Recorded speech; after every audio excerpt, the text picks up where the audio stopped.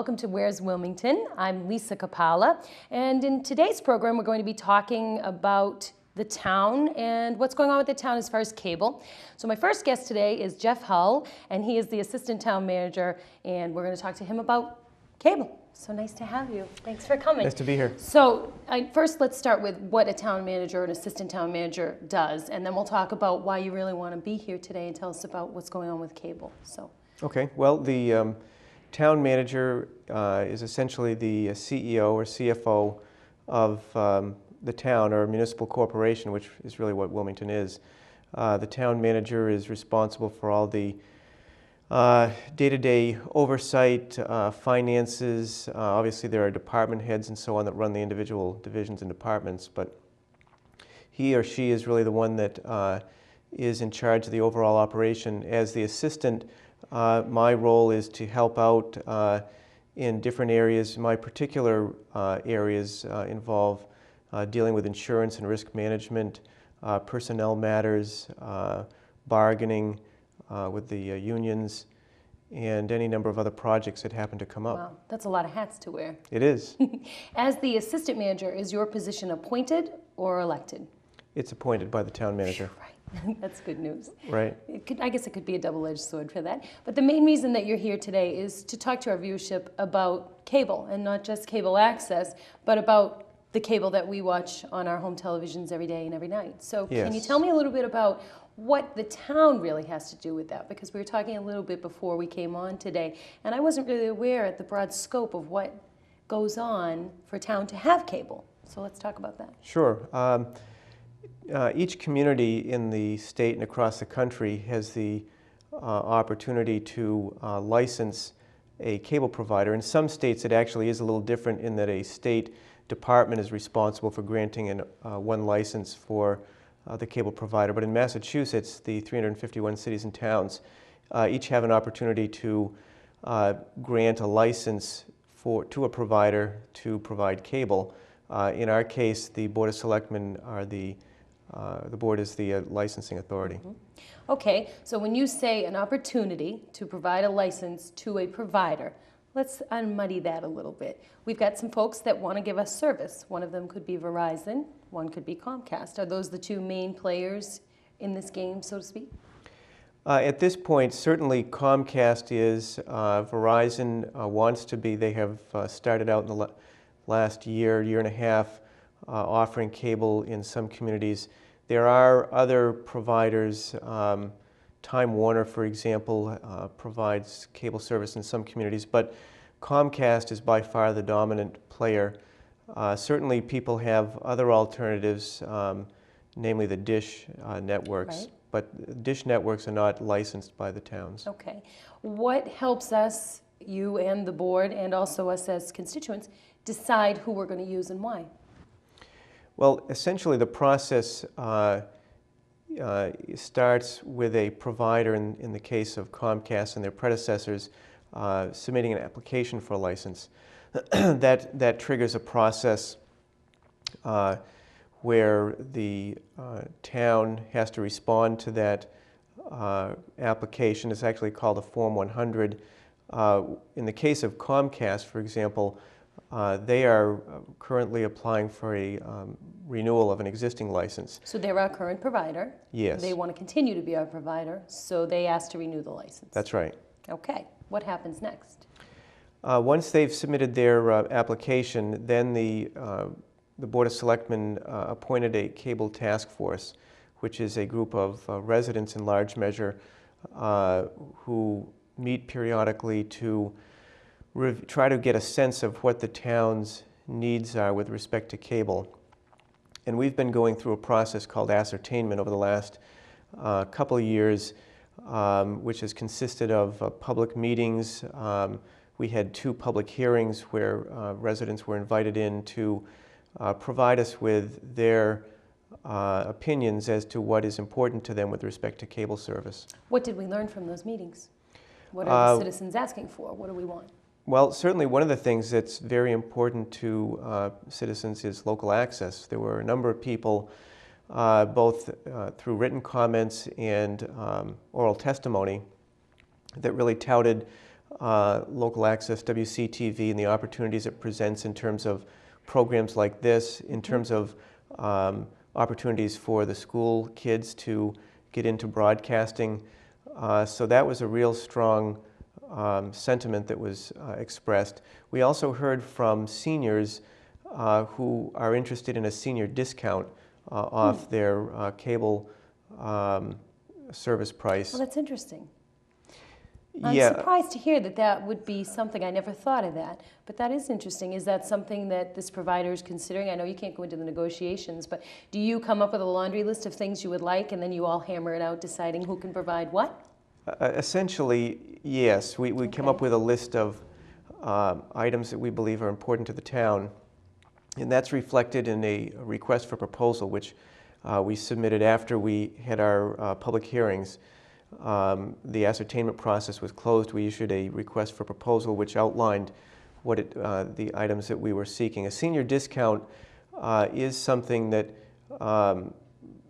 engendered quite a bit of response. In fact, we had a petition signed by 300 seniors seeking this. The one thing that makes that issue somewhat difficult is that Congress, who also regulates issuance of cable licenses, has determined that issues of price and programming are not subject to local control. So while we can express an opinion, we couldn't deny a license based upon their failure to do that. So they have no judiciary, if you will, responsibility to provide this. This is something that they could or could not do depending on what their corporation will allow. That's correct. Okay. Other than cable access, which is us here, and senior citizens, why should this issue be important to us? Why did you feel it was important to come and discuss this with us today? Well, because I think, interestingly enough, cable service is an important feature that residents have access to. I get a fair number of calls from residents, in many cases upset with the cable price, wanting different kind of programming. Not that we can necessarily resolve those issues immediately, but the sense I have is that people are concerned about their cable service and also the whole issue of choice. Right. So, when you turn on the TV, you want to be able to watch programming that is entertaining, educational, and this really impacts that.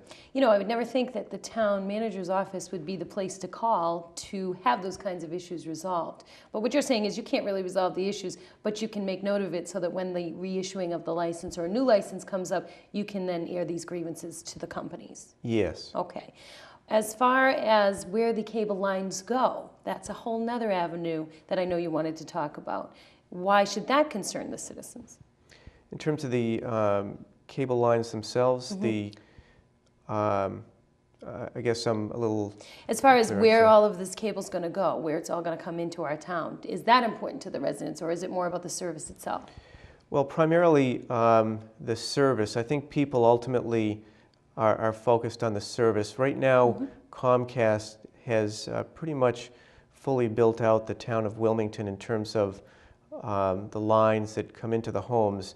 Right now they service approximately 6,500 households. We have about 7,200 households in Wilmington, so the vast majority of homes are served by Comcast. There are some that use Dish Network and so on, but so that isn't really as much of an issue as the type of service they provide. And some of the things that we've heard in the past include issues with customer service. For example, when people call Comcast with issues, they want to receive a prompt response. They don't want to be on hold for a considerable period of time.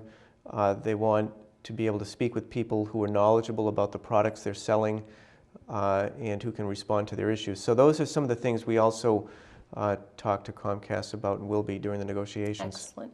What would you like to see come of all of this licensing and task force and ascertainment? What's really the goal from your chair?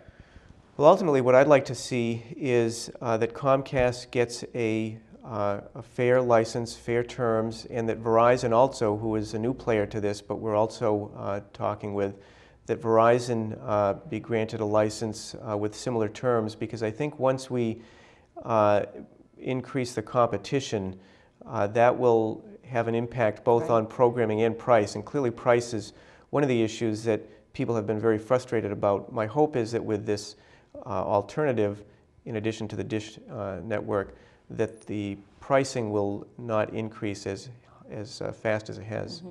My only concern with picking another carrier would be at least what we have is the devil you do know. And I'm wondering if people might feel that a little bit. If we pick somebody new, how do we know that's going to be any better than what we have? Or is the general view, well, we like what we have, we're going to stick with that? What kinds of feelings are you getting from the people you're talking to?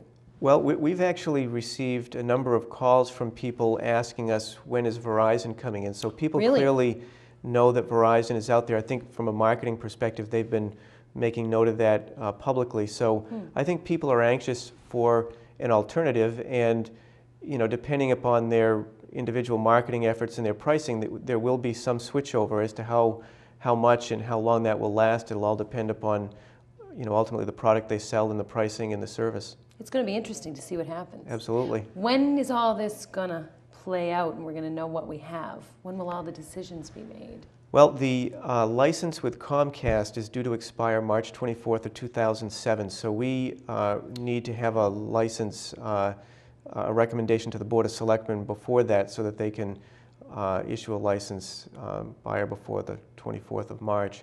With Verizon, I'm hopeful that that will move along as quickly, if not more quickly. My sense is, just being somewhat conservative, that we will probably get a license with them in the spring of 2007. So when will we see and feel the changes, if there are any? Or should it be a smooth transition and maybe the public won't really be aware of what's going on? Well, I think with respect to Comcast, it will be a smooth transition. They'll continue operating as they have. It'll be interesting to see whether their pricing is different in light of the competition they know is coming. With respect to Verizon, I would say once we actually issue a license, their rollout will be fairly quick because, as I understand it, a large part of their system is already up and ready to go. They would probably have some kind of a marketing piece that they would do ahead of their sign up, but it'll be fairly quick. So this is going to be pretty exciting. Do other towns in the area, just as an aside, if you know, do most towns have Comcast, or do they have Verizon, or is it mixed? Or do we know what other communities have? Most of the towns in our area have Comcast already. Burlington, Tewksbury, Woburn, all the surrounding towns. In fact, I believe North Reading at one time was a Time Warner community, and then that license was purchased by Comcast. So most of the towns in our area are Comcast communities, and it's my understanding that most of the towns surrounding us also have Verizon licenses. Those were granted fairly recently, I think with the exception of Billerica. So they're spreading quickly. So it'd be interesting to see which way Wilmington goes. Right. Anything final you'd like our viewers today to know, or anything you want to tell us before you leave today? Well, I would say that people should just stay tuned in terms of programs like this, the newspaper. Yeah, I would like that too. and following the Board of Selectmen's meetings, and that will give them a sense of what the status is with respect to our cable negotiations. The Cable Task Force, which is made up of 5 individuals, I happen to chair the committee. We meet monthly, the first Monday of each month, and those meetings are public meetings, so people are invited to attend those. Typically, we have them right here at WCTV at 7 o'clock in the evening. Excellent. Well, thank you for giving us an inside look at what's going on with cable. I appreciate you being here. You're welcome. It's good to meet you. And just to let you know, we'll be back with more of Where's Wilmington.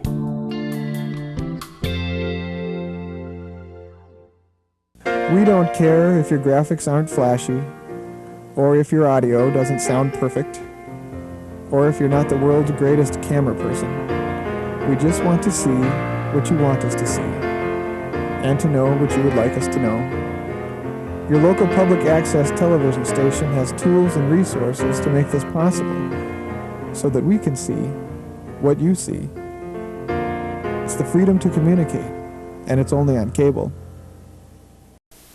Hi, Hi, I'm Sarah Akers of Troop 1187, and you're watching WCTV, Wilmington Community Television. Hi, welcome to the second half of Where's Wilmington? I'm Lisa Capalla, and as you can see, we have a house full of guests today. We're going to be talking with the Wilmington Pop Warner Cheerleaders, who just won a very prestigious award. As you can see, they have a trophy here. So I'm going to start talking with Debbie Smith first. She is the president of Wilmington Pop Warner. Tell me how excited you are to be here today. Pretty excited, actually. This is a big deal. It's a huge deal. The girls, this team actually is, they're back-to-back national champions for Pop Warner Little Scholars. The team won last year and won again this year. So Wow. We're actually very excited because that's an enormous achievement that not a lot of towns or cities get to do. Excellent. Now, you are the president of the Pop Warner Association. Yes. So just give the folks a little bit of background about what age group and what are we looking at as far as what the girls can do. I know there are some rules about certain things you can't do in Right. certain sections. So let's talk about that. Wilmington Pop Warner, actually, Pop Warner as a national organization, the children are able to either play football or cheerlead starting at the age of 7. It goes all the way up until the age of 15. Depends on how old they are, what team they would be placed on. This particular group of girls are in the advanced division. There's not a lot that they can't do. So basket tosses. Absolutely. all Doubles out that of all stuff. their I don't stunts, see any all tumble. boy spotters. No, we don't have any of No, that? no, Okay. we don't. The spotters only come on the mat starting at the regional championship, and they're on the mat with them at regionals and then at nationals. But these kids do what all high school, well, not all high school, but what good competitive high school teams do, and also what some college teams do. Excellent. Now, if there are parents watching today that their children are growing up and they're at the age where they want to get into cheerleading, how do they start and what age do they have to be? They start at 7 years old. They have to be 7 on July 31st in order to participate. They don't have to do anything prior to that. We have qualified and very well-trained coaches. We're very lucky in Wilmington to have that. They just have to look in the newspaper and flyers will go out in the school, and Okay. as long as they come to registration, they'll be all set. Excellent.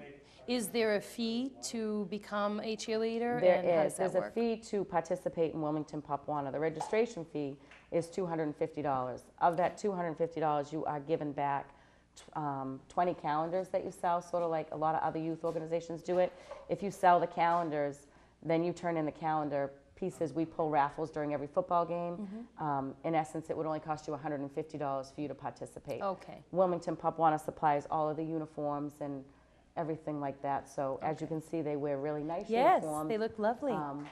So they're very expensive. Excellent. And if there was a need, there's a way that something could be worked out if there was someone who did Oh, want to absolutely. join the team. We don't want anybody watching to Absolutely. think if it's we don't a want financial anyone to burden. not, if there's a child that's interested to play and they don't have the means to, they don't have the means to pay for it, there's ways around everything. We'll work it Excellent. out. We don't want to have a child not play. Right.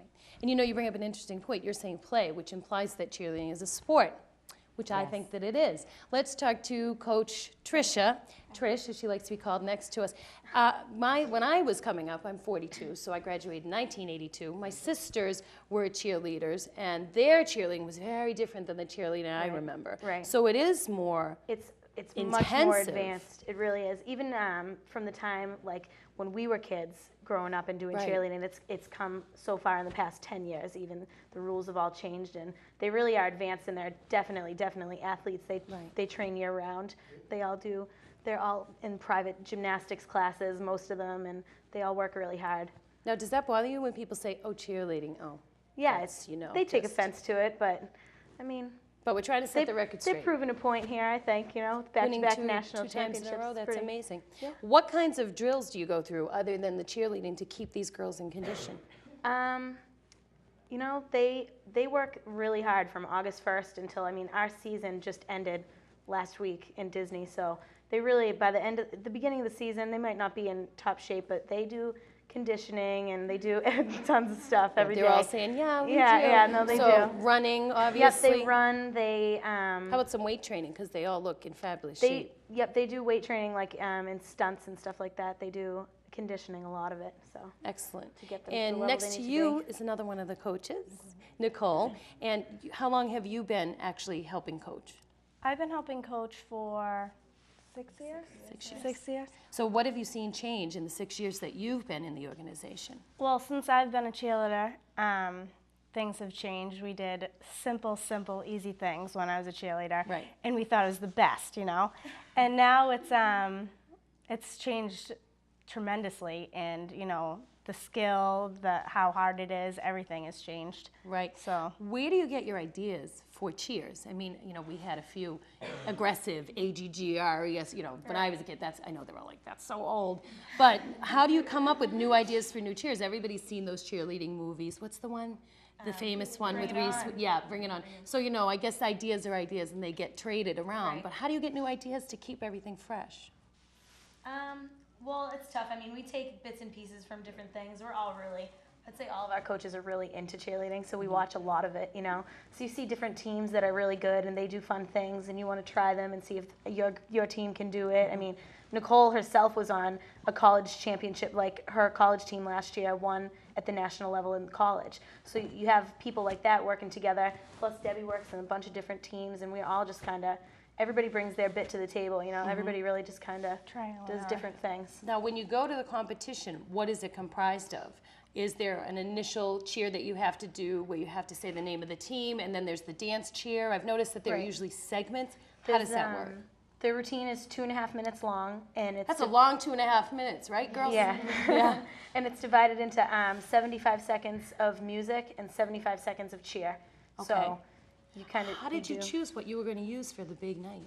Uh, I mean, did you just use It's a what work you in were progress. really It's good all- at? You said we're going to keep what we're the best with, or Yep. did you The change girls it? started on August 1st, pretty much, starting with what they thought they wanted to use for it, and then they just add on to it. The routine that these kids competed with in October is the same routine that they competed with a little bit more difficulty added to it in December. So they don't do more than one routine for the most part. They add on to it, but the core of it is there. And that's good, because without doing it over and over again, you have to do it to the point where you feel like you could do it in your sleep, I would bet. Yeah. Because otherwise you won't be able to do it when the pressure's on. Right. Can you tell me what music you used for your music portion?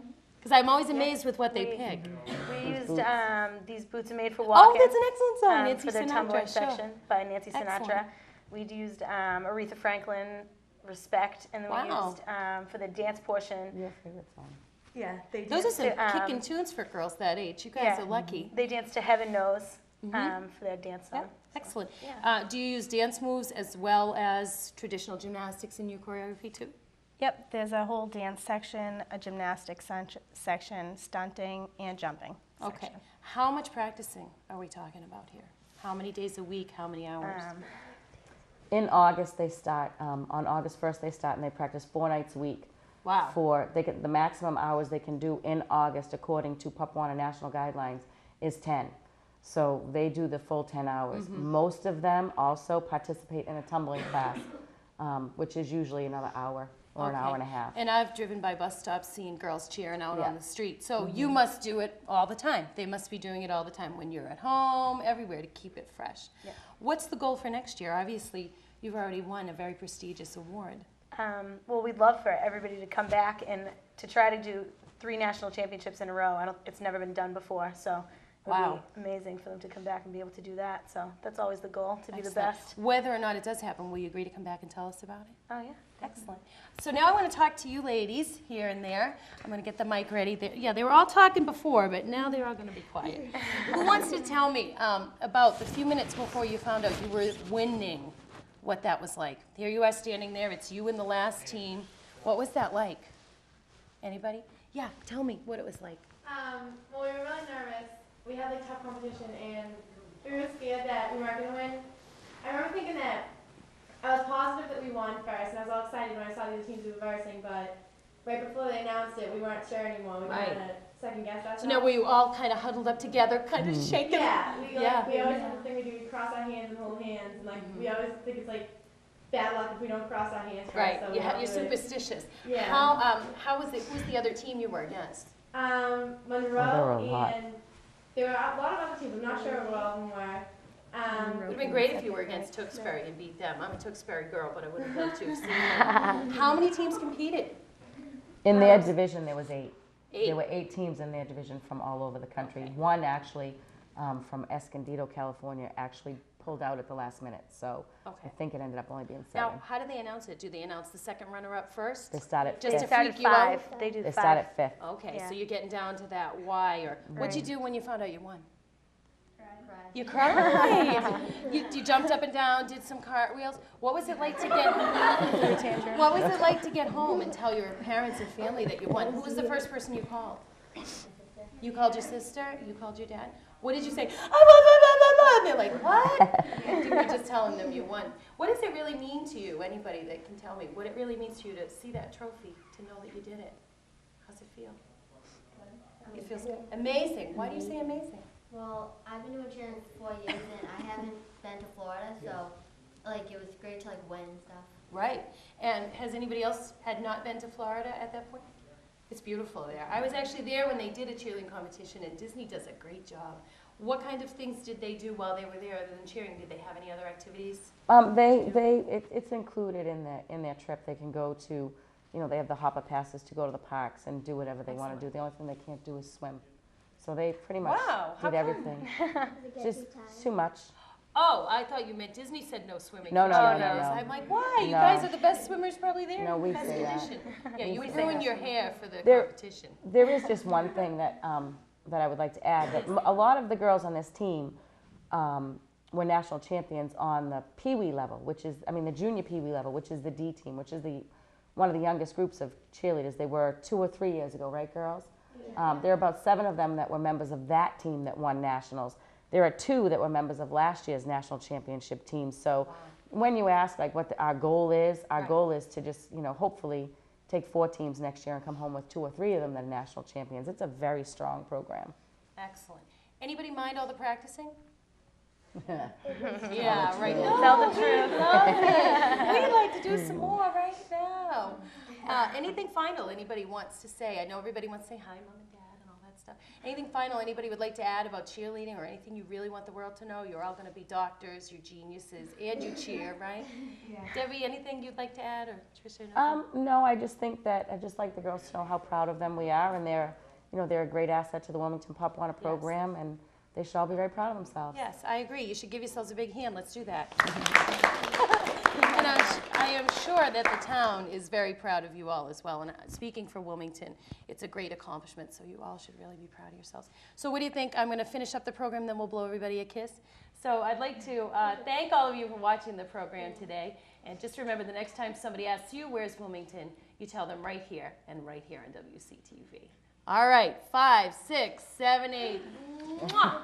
Bye-bye for now.